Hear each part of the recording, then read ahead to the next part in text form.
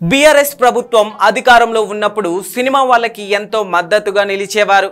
ఇక సినిమా ఇండస్ట్రీలో ఉన్నవారు కొన్ని వివాదాస్పద వ్యాఖ్యలు చేసినా కూడా బీఆర్ఎస్ ప్రభుత్వం అంతగా పట్టించుకునేది కాదు. కానీ ఎప్పుడైతే కాంగ్రెస్ ప్రభుత్వం అధికారంలోకి వచ్చిందో అప్పటి నుండి టాలీవుడ్ ని అన్ని విషయాల్లో వేధింపులకు గురి చేస్తున్నట్లు మీడియాలో వార్తలు వినిపిస్తున్నాయి. సినిమా టార్గెట్ రేట్లు పెంచాలంటే ఖచ్చితంగా డ్రగ్స్ విషయంలో సెలబ్రిటీలు అందరూ స్పందించాలంటూ రేవంత్ రెడ్డి ఒత్తిడి తెచ్చారు. మరి ముఖ్యంగా సినిమా వాళ్ళని ఎక్కువగా కాంట్రవర్సీలో ముంచెత్తుతున్నారు.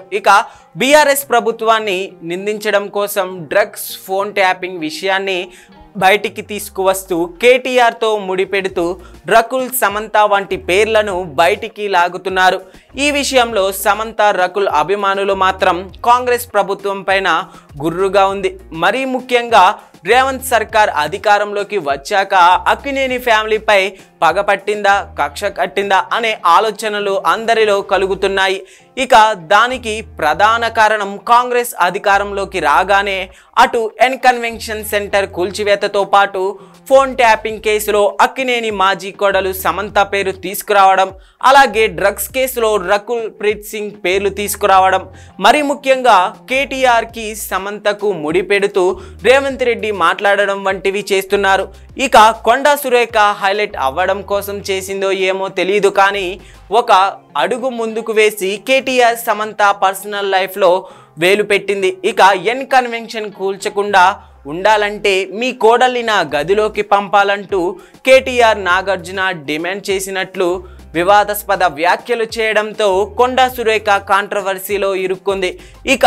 ఈమె మాటలపై చాలామంది ఫైర్ అవుతున్నారు. అయితే ఇన్ని రోజులు లేని మాటలు కేవలం కాంగ్రెస్ ప్రభుత్వం వచ్చాకే, రేవంత్ రెడ్డి ప్రభుత్వం కొలువుదీరాకే ఎందుకు వస్తున్నాయి? అసలు అక్కినేని ఫ్యామిలీపై ఎందుకు రేవంత్ సర్కార్ పగపట్టింది అని చాలామంది మాట్లాడుతున్నారు. అయితే కొంతమంది ఏమో రేవంత్ రెడ్డి కావాలనే అక్కినేని ఫ్యామిలీపై పగ తీర్చుకుంటున్నారని, ఆయన జగన్మోహన్ రెడ్డికి అనుకూలంగా ఉండటం కారణంగానే ఏపీ సీఎం చంద్రబాబు నాయుడు వెనకుండి రేవంత్ రెడ్డితో ఇవన్నీ చేస్తున్నారంటూ మాట్లాడుకుంటున్నారు. అంతేకాదు ఎన్ కన్వెన్షన్ సెంటర్ కూల్చివేసిన సమయంలో కూడా అమరావతి నుండి ఆదేశాలు వచ్చాయంటూ ఇండస్ట్రీలో కొన్ని వర్గాలు బలంగా వినిపిస్తున్నాయి. చూడాలి ఏం జరగనుందో.